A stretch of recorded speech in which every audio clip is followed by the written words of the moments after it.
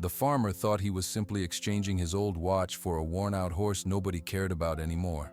Until that night, when the animal heard a distant whistle coming from the pasture, and something in its eyes changed as if it had finally recognized someone who had abandoned it long ago. And when the farmer noticed the horse's reaction, he just froze, while the ranch hands watched in absolute silence, witnessing what was about to be revealed. Subscribe to the channel, leave your like, and tell me from which part of the world you're watching, because now I'm going to tell you everything. Well, Tom, that's just about the dumbest trade I've ever seen. Tom Higgins kept his eyes on the big horse. The animal stood in the dusty lot behind the feed store, head hanging low. He did not look at the store owner, Hank. "I ain't asking for your opinion, Hank," Tom said, his voice quiet. "You're trading your daddy's good silver watch for this?" Hank laughed. The sound was short and mean. "This old thing is half dead. He's a mountain. He'll eat you out of house and home. And for what? He won't pull a plow. He won't do nothing but stand there." Tom finally looked at Hank. Hank's face was red from the Nebraska sun and from laughing. "He looks tired," Tom said. It was a simple fact. "Tired? He's finished," Hank said. "I won him in a card game from a man passing through. I was gonna send him to the glue factory next week. You're saving me the trouble." Tom felt those words deep in his stomach. He looked back at the horse. Its coat was the color of dark chocolate, but dull. Its eyes were half closed. Tom knew what it was to feel finished, to feel like all you could do was stand there. He took the old watch from his pocket. It was warm from his skin. His father gave it to him on his 18th birthday. It was a good, heavy thing. He placed it in Hank's rough hand. "The horse," Tom said. Hank shook his head, still smiling. He tucked the watch away. "Your money, I guess, or your watch anyway. He's all yours, you old fool." Tom did not answer. He walked slowly to the horse. He reached out and put a hand on its broad neck. The horse did not move. "Come on, big guy," Tom whispered. "Let's go home." He picked up the lead rope that was dragging in the dirt. He gave a gentle pull. For a long moment, nothing happened. Then, with a heavy sigh that moved his whole body, the horse took one slow step forward. The walk through the town of Willow Creek was short, but it felt long. People stopped to look from the sidewalk. Tom heard their words. "That's Tom Higgins. What's he doing with that giant? Looks like that horse could drop dead any second. Only Tom would take on another mouth to feed for no reason." Tom kept his eyes on the road ahead. His face felt hot under his faded baseball cap. He hated being laughed at, but he kept walking. The big horse plodded beside him, each step slow and heavy. They walked out of town onto the long, straight road. On both sides, fields of green wheat stretched all the way to the sky. The only sound was their feet on the gravel and the sound of the wind. After a while, Tom spoke. He did not look at the horse. "My name is Tom," he said. "I have a farm. It's not much, but there's a good pasture. It's quiet. You can just be tired there. That's all right." The horse made no sound. "The man at the store called you Duke," Tom said. "That's a good name. I had a dog named Duke once." They reached the farm. The farmhouse was white and needed paint.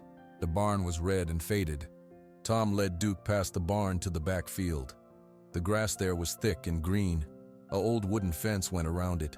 Tom opened the gate. He led Duke inside. He took off the rope. Duke stood in the same spot. He did not move to eat the grass. He just stood. "Okay, Duke," Tom said. "This is it. This is home." Tom went to the farmhouse porch. He sat in his rocking chair. He watched the horse stand in the middle of the field, a dark statue against the green. Later, his two helpers came. Cody and Luis were young men from town. They worked for Tom in the summer. "Whoa," Cody said, looking at the field. "What is that?" "That's a horse," Luis said. "I know it's a horse," Cody said. "I mean, where did he come from? He's huge." "His name is Duke," Tom said. "He's staying." "What's he for?" Luis asked. "He's not for anything," Tom said. "He's just staying." The boys looked at each other. They did not understand, but they liked Tom, so they did not laugh. They sat on the porch steps. The sun began to go down. The sky turned orange, then purple. The stars came out, one by one.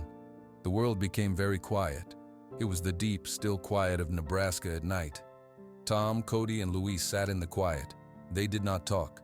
Duke stood in the field. Then a new sound came. It was very far away. It was the long, lonesome whistle of a freight train. It cut through the silent night. Tom saw Duke's head move. It was a small movement at first. Then it was not small. Duke's head snapped up. His ears, which had been flopped to the side, became sharp.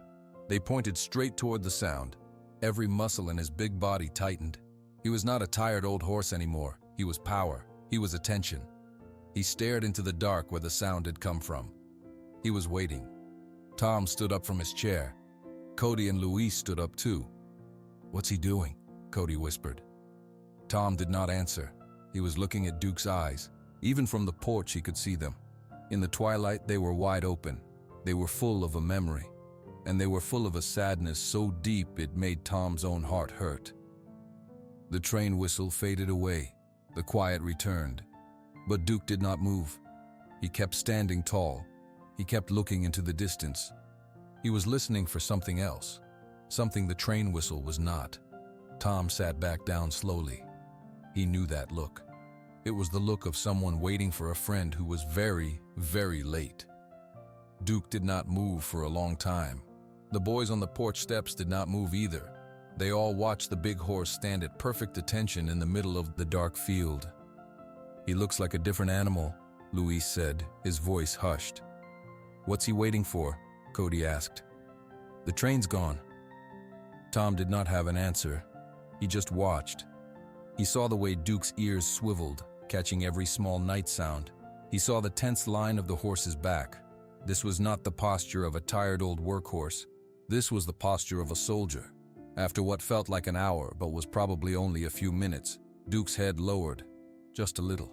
The sharp focus in his body softened.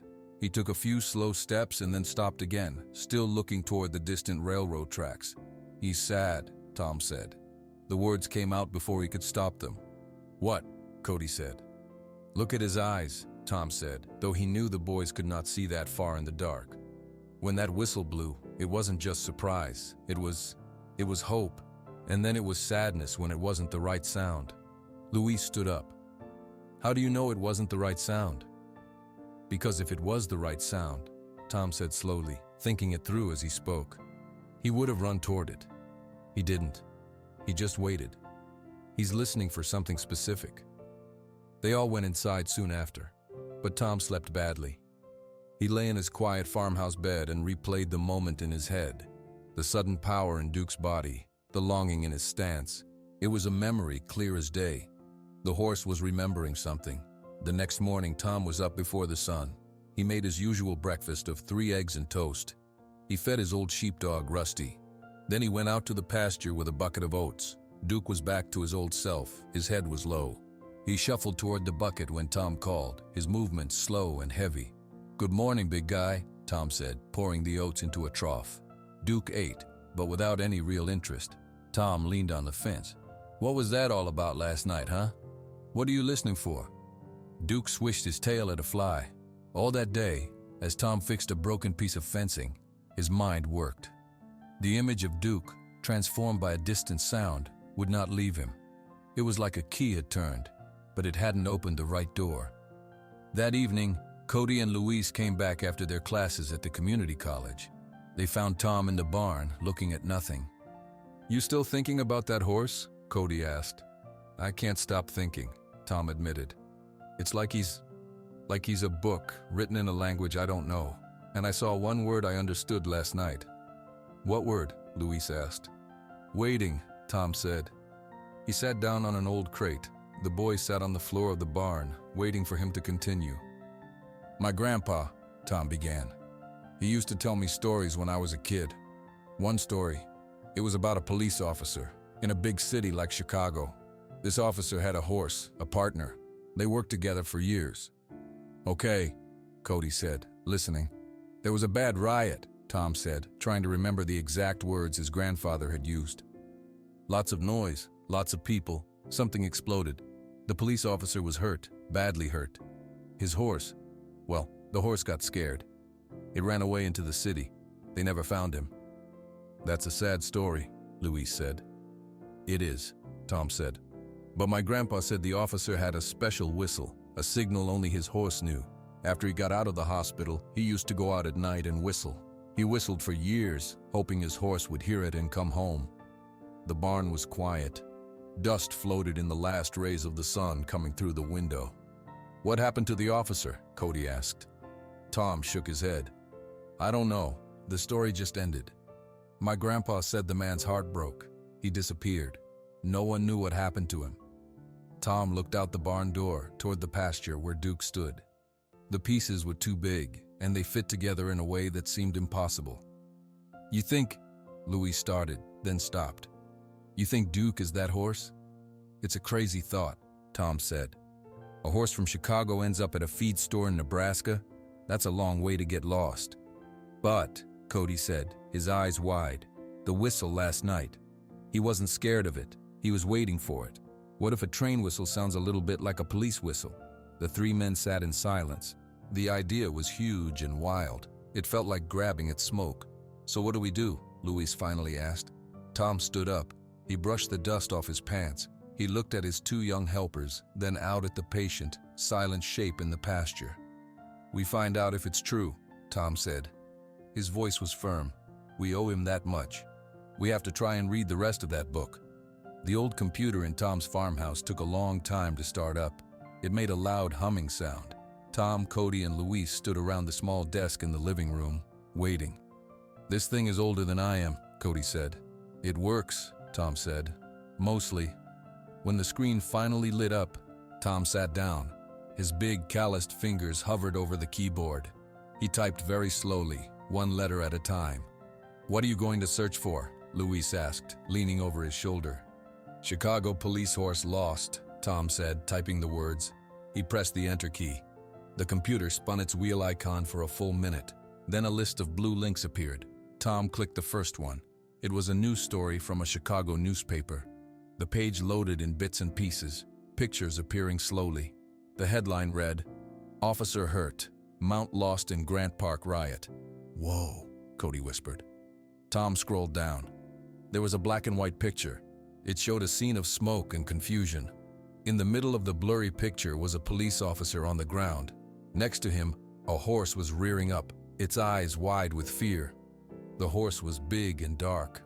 "That looks like him," Louise said, pointing at the screen. "The size, the shape." Tom's heart was beating hard. He read the article out loud, his voice slow and steady. "Officer James Murphy of the Chicago Police Mounted Unit was seriously injured yesterday during the riot. His partner, a mounted unit horse named Duke, bolted after a flashbang device exploded nearby. The horse has not been found. Officer Murphy is in stable condition at Mercy Hospital." The room was silent except for the hum of the computer. "His name is Duke," Cody said. "And the officer's name is James Murphy," Tom said. He looked from the screen to the window where he could see the real Duke standing in the pasture. "So it's true." He kept scrolling. He clicked another link. This was a follow-up story written a year later. The title was, "Hero Officer Leaves Force, Search for Partner Continues." Tom read again. "Officer James Murphy, awarded the police medal for his actions during the Grant Park riot, has retired from the force. Friends say he never stopped searching for his missing horse, Duke, visiting stables and auctions across the Midwest for months. It broke him," said a former colleague. "He lost his partner. He just couldn't do the job anymore." "He looked for him," Louis said. "He really tried." Tom felt a heavy feeling in his chest. It was the weight of the story. It was no longer just his grandpa's tale. It was real. A real man had his heart broken. A real horse was lost. "What happened to James Murphy after that?" Cody asked. "Where is he now?" Tom typed the name James Murphy Chicago into the search bar. Many links appeared, but they were all for different James Murphys. A lawyer, a dentist, a high school football coach from 15 years ago. Tom tried again. "James Murphy, retired police officer, Chicago." The results were the same old news stories, and then nothing. The trail ended.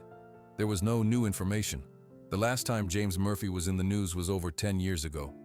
"It's like he disappeared," Tom said. He leaned back in the chair. The wooden chair creaked. "So, what do we do now?" Louise asked. "We know Duke is that horse. We know James Murphy was his rider, but we don't know where the man is." Tom stared at the picture on the screen. He looked at the frightened horse in the grainy photo. Then he looked out the window at the same horse, now old and tired and waiting in a Nebraska field. A thought formed in Tom's mind. It was a big thought, a frightening thought. "He's waiting for a whistle that's never gonna come," Tom said quietly. "Not here." "What do you mean?" Cody said. "James Murphy is in Chicago, or he was. The whistle is there. Duke is here." Tom stood up. He paced the small room. "We can't make the right whistle sound here. Even if we could, James Murphy wouldn't be the one making it." Luis understood first. His eyes got wide. "You want to take Duke to Chicago?" "It's a crazy idea," Cody said. "That's a huge city. How would we find one man, and how would we even get a horse there?" "I know it's crazy," Tom said, stopping his pacing. He looked at both of them. "But look at him. He's just existing. He heard a train whistle and remembered his whole life. He's been waiting for years. I brought him here to give him a quiet place, but that's not what he needs." Tom walked to the window and put his hands on the sill. Duke had moved to the far side of the pasture. He was standing perfectly still, looking east. Always looking east. "He needs his friend," Tom said, "and his friend might still be out there. If I don't try, then I'm just another person who gave up on him, like everyone else." Cody and Luis were quiet for a moment. "We have final exams next week," Cody said. "We can't go with you." "I know," Tom said. "I need you two to stay here. Watch the farm, feed the chickens. I'll go."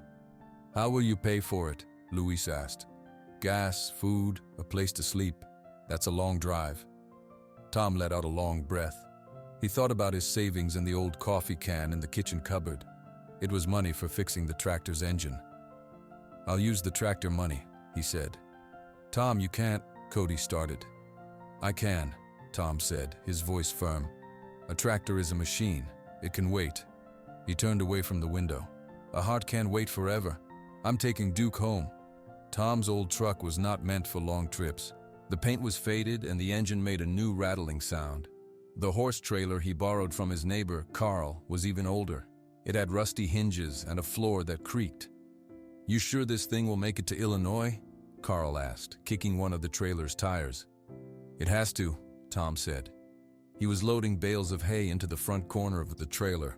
He had packed oats, a bucket, brushes, and a folded-up map. Cody and Luis helped him lead Duke out of the pasture. The big horse walked slowly toward the trailer. He stopped and sniffed the dark opening. "It's okay, Duke," Tom said, his voice calm. He held out a piece of apple. "Just a new kind of stall. We're going for a ride." Duke took the apple. After a moment, he walked up the ramp. The whole trailer shifted under his weight. Tom quickly tied the rope to a metal ring inside. "You have enough cash?" Cody asked. He looked worried. Tom patted his front pocket. "I've got the money from the coffee can. It's enough for gas to get there, I think, if I'm careful." "And for getting back?" Luis asked. Tom didn't answer that. He closed and latched the trailer door. He shook hands with Carl. He hugged Cody and Luis, which was something he almost never did. "Take care of the place," Tom said. "I'll call when I can." He climbed into the truck's cab. The engine coughed to life. With a final wave, he pulled out of the farmyard and onto the long, straight road away from Willow Creek. For the first few hours, the world looked familiar. Fields of corn and wheat, small towns with one gas station. The trailer bumped along behind the truck. Tom glanced in his mirror every few minutes. He could see Duke's head through the trailer's front window. The horse was standing still, looking out. "We're going east, boy," Tom said out loud. "We're going to try." By late afternoon, the land started to change. The fields got bigger. The roads got wider. Signs for big highways appeared. Tom's hands were tight on the steering wheel. He didn't like interstates. He pulled the truck and trailer onto a ramp that led to a huge, busy road. Cars and trucks sped past, going very fast. The noise was a constant roar. A sudden heavy thump shook the whole truck. Tom looked in the mirror. Duke had shifted his weight. The horse's head was up, his ears pinned back. He didn't like the noise. "Easy, Duke, easy," Tom called, though he knew the horse couldn't hear him. He drove carefully, staying in the right lane. Big semi-trucks blew past them, making the trailer sway. Every time one passed, Tom felt another nervous thump from the back. The sun was starting to go down when Tom saw the lights. Up ahead, the highway passed through a small town. There were bright street lights and flashing red and yellow signals at a crossroads. Tom slowed the truck as they approached a red traffic light. He came to a full stop. A huge truck with bright headlights pulled up beside them in the other lane. The light turned green. Tom pressed the gas. The truck beside him also moved forward with a loud growl of its engine. At that moment, the traffic light for the cross street turned yellow, then red. A new set of lights on the other side of the intersection flashed a bright, urgent red, asterisk flash, flash, flash, flash. Duke saw it. The rapid flashing red light was too much like the lights from that long-ago riot. The panic took over. A tremendous bang rocked the trailer. Then another. Duke was kicking the walls. The whole trailer jumped and shuddered. The truck lurched forward. "Whoa, Duke, no!" Tom yelled. He couldn't stop in the middle of the intersection. He drove through, his heart pounding. He could hear the horse's frantic movements, the sound of hooves striking metal. As soon as he was through the lights, Tom pulled off the highway onto a small gravel road. He threw the truck into park and jumped out. He ran to the back of the trailer and opened the small window. Inside, Duke was sweating and wide-eyed. He was breathing hard, his sides heaving. He had knocked over the bucket and scattered hay everywhere. "It's okay," Tom said, his voice shaking. "It's just a light. It's just a stupid light. You're safe." It took 20 minutes for Duke to calm down. Tom spoke softly the whole time. He gave him water from his own hands. He didn't know what else to do. When Duke was quiet again, Tom got back in the truck. He was trembling. He looked at the map. He couldn't take the big highways, not with those lights. He found a smaller road, a state route that went in roughly the same direction. It would take longer. It would use more gas, but it was quieter. He started the engine and pulled back onto the road. The sky was dark now. "We'll find a place to sleep soon, buddy," Tom said. He drove into the darkness, following the smaller, quieter road. Each mile was taking more of his money and more of his nerve.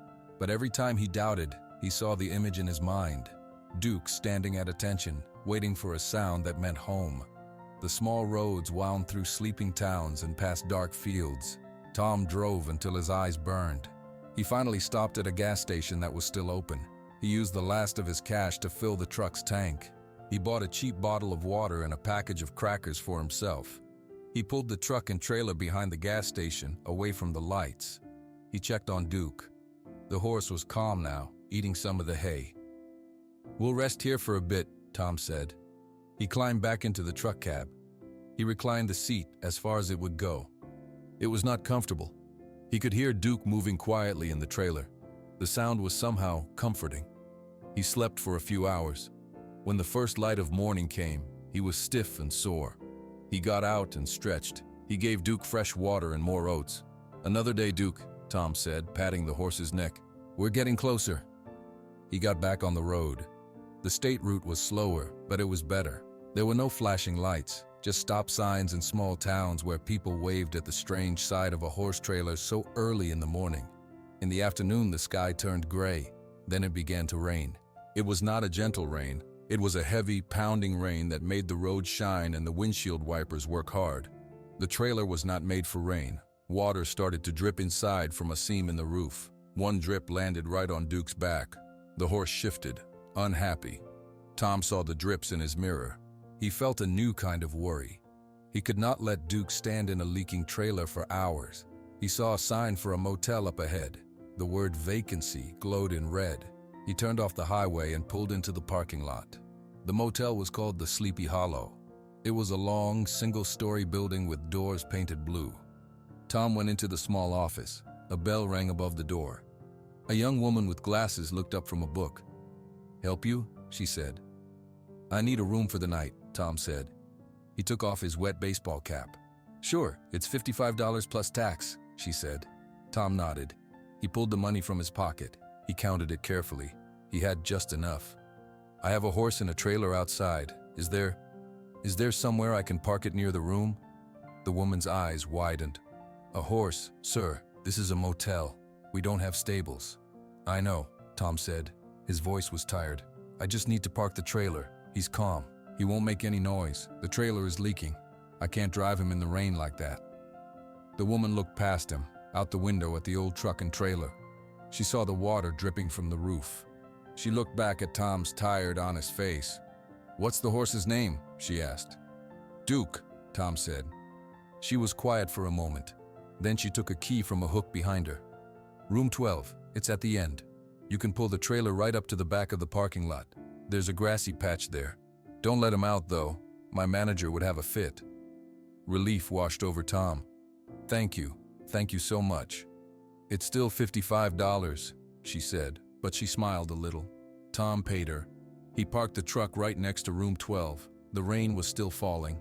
He opened the trailer door and went inside with Duke. He used an old towel to dry the horse's back where the water had dripped. He refilled the water bucket. He spoke to Duke in a low, steady voice. "This is just for the night. We're safe here. We'll leave when the rain stops." He left Duke with plenty of hay and closed the trailer. He went into the motel room. It was small and smelled like old carpet. He didn't care. He took a hot shower. He ate his crackers. He called Cody on the motel phone. "Tom, are you okay?" Cody's voice sounded far away. "I'm okay," Tom said. "We're stopped for the night. The rain is bad. How is the farm?" "Everything is fine here," Cody said. Luis fixed the hinge on the chicken coop. "Did you find anything yet?" "No," Tom said. "We're not there yet. Maybe tomorrow." After the call, Tom lay on the bed. He listened to the rain on the roof. He thought about the huge city of Chicago. He tried to imagine where to even start looking for one man. The police station, he guessed. But what if they said no? What if James Murphy was dead? The worries swarmed in his head like bees. He was just a farmer from Nebraska. What was he doing? He got up and looked out the window at the trailer. In the dim light from the motel sign, he could see the shape of Duke inside. "I promised," Tom whispered to himself. "I said I'd try." He went back to bed. The rain slowed, then stopped. In the quiet, he made a decision. He would drive the rest of the way tomorrow. He would go to the police station. He would ask. That was all he could do. The next morning, the sky was clear. Tom drove the last few hours into Chicago. The change happened fast. The open fields disappeared. The roads became wider, with more and more lanes. Tall buildings appeared in the distance. Then he was in the middle of them. The noise was the first thing Tom noticed. It was a constant roar of engines, horns, and sirens. The air smelled different, like exhaust and something else he couldn't name. Duke shifted in the trailer. The trailer shook as a city bus roared past them. Tom saw the horse's head turn, his eyes showing the whites. "It's okay, buddy," Tom said, but his own hands were sweating on the wheel. He had never driven in a city this big. He missed a turn and had to go around 3 blocks to get back. He found the police station because it was a big stone building with a flag out front. There was no place to park a truck and a horse trailer. He drove around for 20 minutes until he saw a space in a pay-to-park lot. It cost him $15 for 2 hours. He only had $40 left. He left Duke in the trailer with the window open. "I'll be right back. I'm just going to ask." He walked into the police station. The inside was bright and noisy. People were talking loudly. Officers walked quickly from one room to another. A woman in uniform sat behind a tall desk. "Can I help you?" she asked. She did not smile. "Yes, ma'am," Tom said. He took off his cap. "I'm looking for information on a retired officer. His name is James Murphy. He was in the mounted unit." The woman typed on her computer. She frowned. "I don't see anyone by that name currently." "No, he's retired," Tom said. "It was a long time ago, maybe 10 years or more." She shook her head. "Our system only shows active personnel. If he's been retired that long, his file is archived. I can't access it." Tom's heart sank a little. "Is there someone else I can talk to? Someone who might have known him? Someone older?" The woman looked impatient. "Sir, it's a busy day. We have current cases to deal with. I'm sorry." A male officer walking by overheard. He stopped. "Murphy? James Murphy?" "Yes," Tom said, feeling a spark of hope. The officer was about Tom's age. He thought for a moment. "Yeah, I remember the name, mounted unit. He got hurt in that big riot. He left not long after. That was years ago." "Do you know where he went?" Tom asked. "How I can find him?" The officer shrugged. "No idea. He dropped off the map. I heard he was pretty broken up about losing his horse. He stopped coming to retiree events. No one's heard from him in ages." "But there must be a record," Tom said. An address? A phone number? If he wanted to be found, he'd be in the book, the officer said. He sounded kind but firm. If he's not, he doesn't want to be. I'm sorry, I can't help you. The officer walked away. The woman at the desk was already helping the next person. Tom stood there for a minute. The noise of the station buzzed around him. He felt very small. He had driven all this way. He had spent all his money. And in 2 minutes, it was over. He walked back outside. The sunlight felt harsh. He walked to the parking lot. Duke saw him coming and let out a soft sound. Tom leaned his head against the side of the trailer. He felt tired in his bones. They don't know, Duke, he said, his voice quiet. Or they can't tell me. He's gone. I'm sorry. I'm so sorry. He looked at the huge city around him. Buildings everywhere. Millions of people. Looking for one man here was like looking for one specific stalk of wheat in his whole field. It was impossible. He had $5 and some change in his pocket, enough for maybe a gallon of gas, not enough to get home. He would have to call Cody and ask him to wire money. He would have to admit he failed. He unlocked the trailer and stepped inside with Duke. He didn't have anything to give him. He just put his hand on the horse's neck. I thought I could do it, Tom said. I really did, but I'm just a farmer. This is too big for me. Duke lowered his head. He rested his heavy chin on Tom's shoulder. It was a quiet, warm weight. It felt like the horse was trying to comfort him. Tom stood there for a long time, listening to the city. He knew what he had to do. He had to turn around. He had to go back to Nebraska. He had tried, and it wasn't enough. He took a deep breath. Okay, boy, let's go home. Tom's hands were shaking as he fastened the last latch on the trailer. The city sounds felt louder now, more harsh. He had failed. The thought was a heavy stone in his stomach. All that way for nothing, Duke, he murmured. He walked to the driver's side door of his truck. Mister? The voice was quiet. Tom turned around. An old man was standing there. He wore dark blue janitor's pants and a gray shirt. He held a push broom. His hair was white and thin. He looked at Tom, then at the trailer with the horse inside. Yes, Tom said. The old man glanced toward the police station doors. He took a step closer. I was emptying the trash cans inside. I heard you asking about James Murphy. Tom's heart gave a single hard thump. You knew him? I know of him, the janitor said. His voice was low, like he was sharing a secret. I've worked in that building for 30 years. I remember Officer Murphy, a good man, quiet, loved that horse of his. Do you know where he is? Tom asked. Hope was a dangerous feeling, and he tried to push it down. The old man looked around again. He moved closer still. When he left, he was not good. He was very sad. People tried to help. He pushed them away. He didn't want to talk to anyone from his old life. Tom waited. He didn't dare to speak. About 5 years ago, the janitor continued, I was cleaning late. I saw him. He was walking down by the old docks, the shipping docks on the lake. He was just staring at the water. I called his name. He looked at me like he didn't know me. Then he walked away. The docks, Tom said. The janitor nodded. The old industrial part, it's empty now. Just old warehouses and broken concrete. I asked around after that. A security guard who works the night shift over there told me something. He said a man matching Murphy's description lives in an old storage shack down there, by himself. Has for years. He doesn't bother anyone. No one bothers him. Tom's mind was racing. A shack by the water. Can you tell me how to get there? The old man gave Tom simple directions. Turn left, follow the road until you see the old grain silos. Turn right toward the lake. He described a chain-link fence with a hole in it. Why are you telling me this? Tom asked. The officers inside said he didn't want to be found. The old janitor looked at the trailer. He looked at Tom's worn-out boots and honest face. You didn't come here for trouble. You came here with a horse. I saw you through the window talking to him. You look like a man trying to fix something. James Murphy had something broken a long time ago. Maybe it's time someone tried. Tom felt a rush of gratitude so strong it tightened his throat. Thank you so much. Don't thank me yet, the old man said. He started to walk away with his broom, then he stopped and looked back. He's not the man he was. Be gentle. Tom nodded. He watched the man go. He turned and almost ran back to the trailer. He opened the small window. Duke looked at him. We're not going home yet, boy, Tom said, his voice full of new energy. "I have one more address to try." He got into the truck. His hands were steady now. He followed the janitor's directions.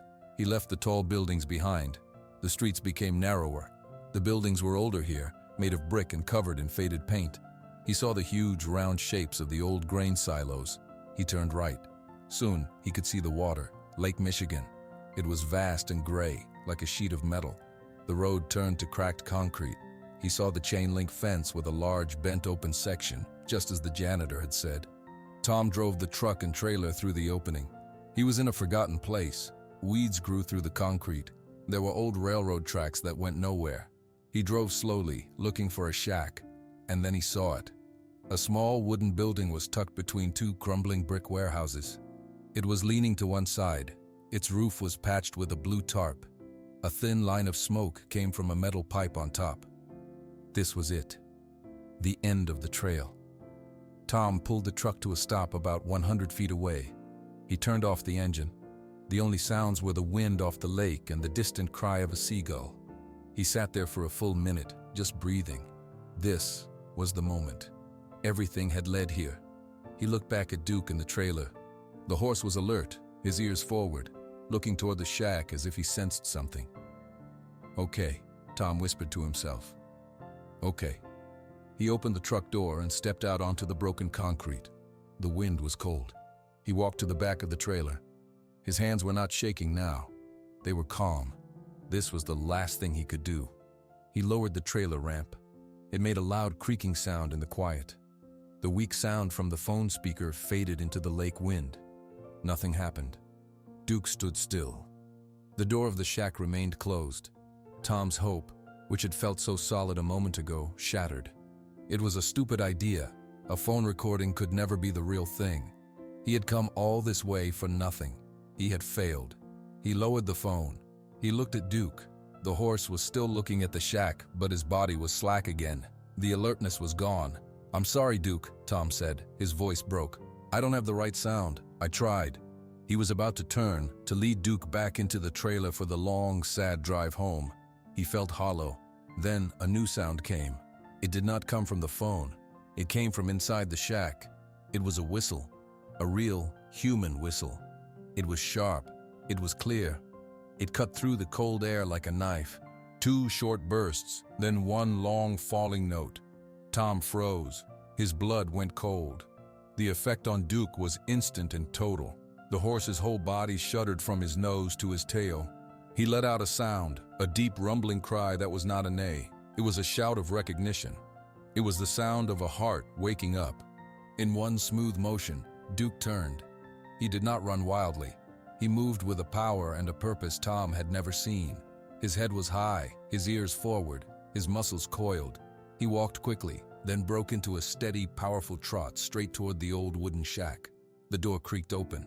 A man stepped out. He was thin. He had wild white hair and a rough beard. He wore a worn-out coat.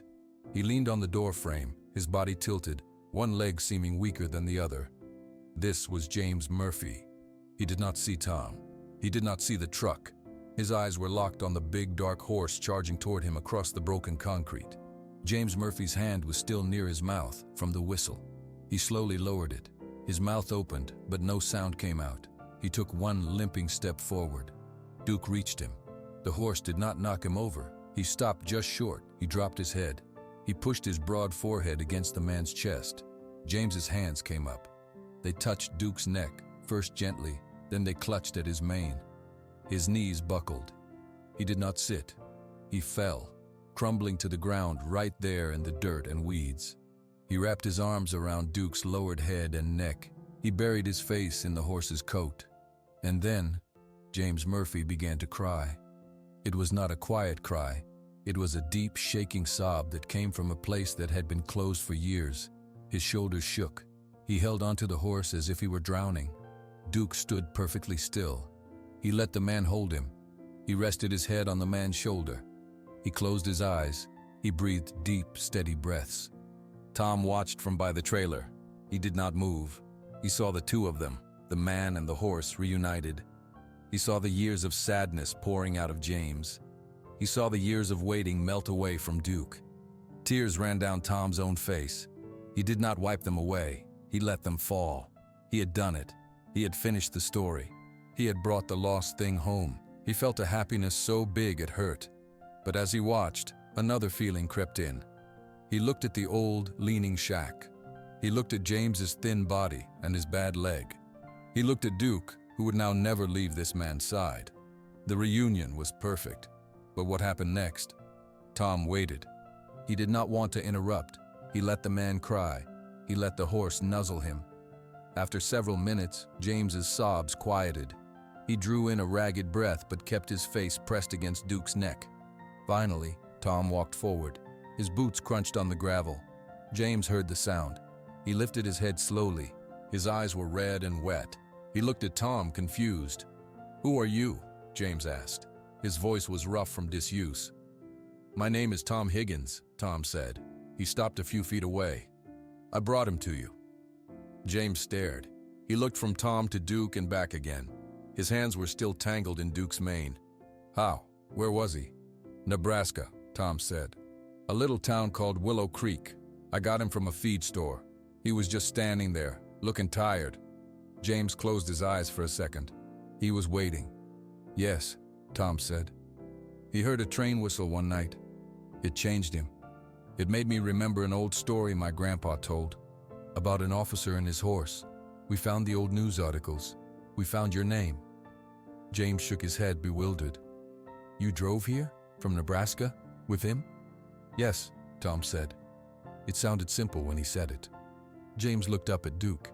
He touched the horse's face. "You're thin, buddy, but you're here. You're really here." He turned his wet eyes back to Tom. I don't have anything to give you. I have no money. I have nothing." "I didn't come for money," Tom said. "Then why?" James asked. The question was full of wonder and pain. Tom looked at the shack. The door was open. He could see a single cot inside, a small stove. It was not a place for a man. It was certainly not a place for a horse. "Because he was waiting," Tom said again. He took a breath. "But now I have a new problem."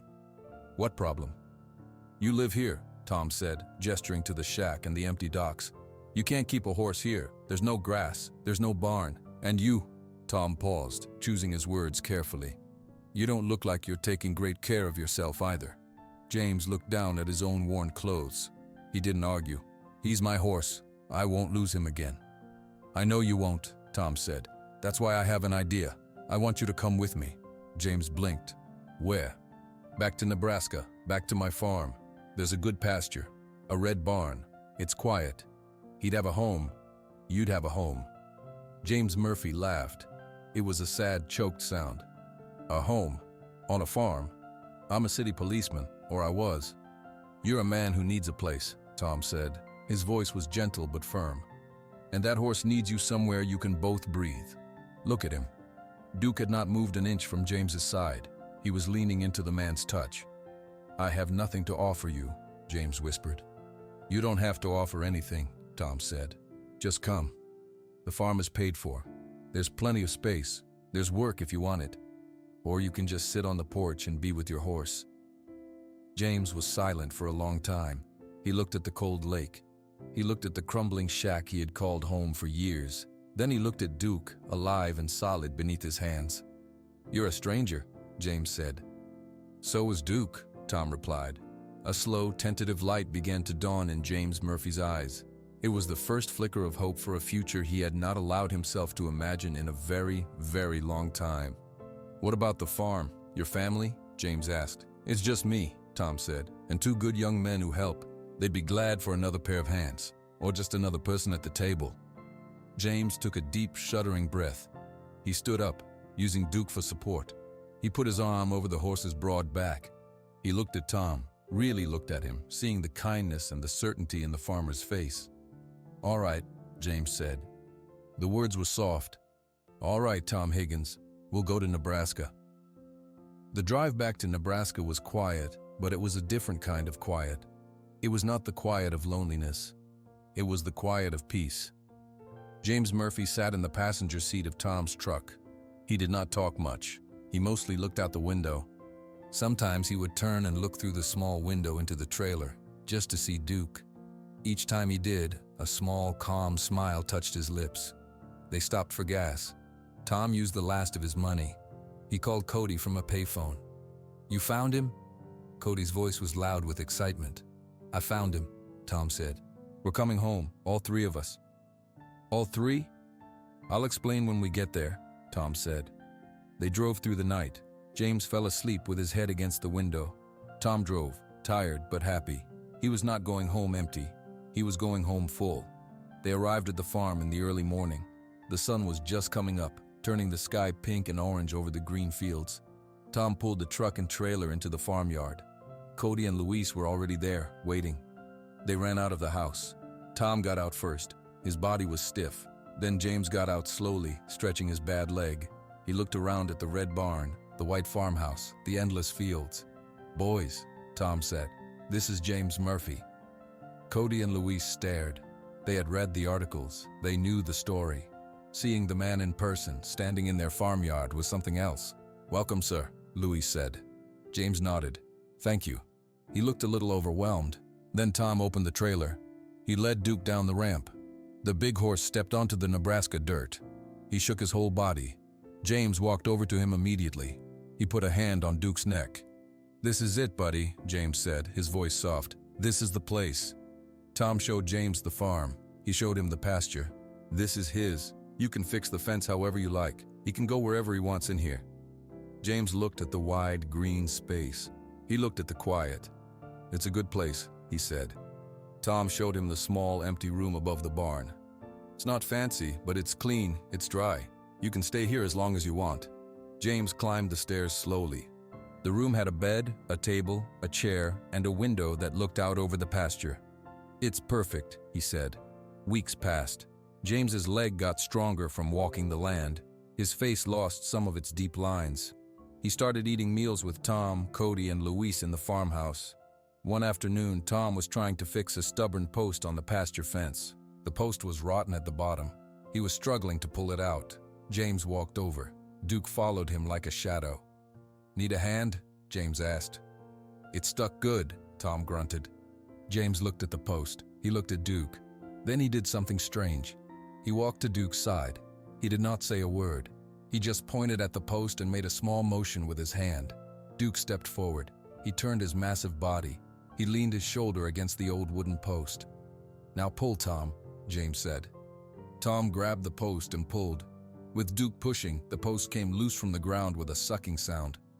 Tom stood there, holding the rotten post. He looked at Duke, then at James. "You two, you still know how to work together." James patted Duke's sweat-damp neck. "Some things you don't forget." That became the new normal. James and Duke would walk the fence lines together. They would herd the few cows from one field to another. James did not need a saddle or a bridle. He used quiet words and gentle touches. They were a team again. Tom watched them from his porch in the evenings. He saw James talking to Duke. He saw Duke resting his head on James's shoulder. The lonely feeling that had lived in Tom's chest for years was gone. It was not a loud change. It was a quiet filling up. One night after dinner, James stayed on the porch with Tom. Cody and Luis had gone home. "You gave me my life back," James said, staring out at the dark field where Duke was sleeping. "You gave him his back," Tom said, nodding toward the pasture. "No," James said. "I mean it. You didn't just bring me a horse. You brought me a place. You brought me a purpose. I was just waiting to die in that shack." Tom rocked in his chair. "I was just waiting too, right here. This farm can be a lonely place." James was quiet for a minute. "It's not lonely now." "No," Tom said, a soft smile on his face. "It's not." They sat in a comfortable silence. The stars were bright over Nebraska. In the pasture, Duke slept deeply, his sides rising and falling with calm breaths. He was not listening for a whistle anymore. He was home. They all were.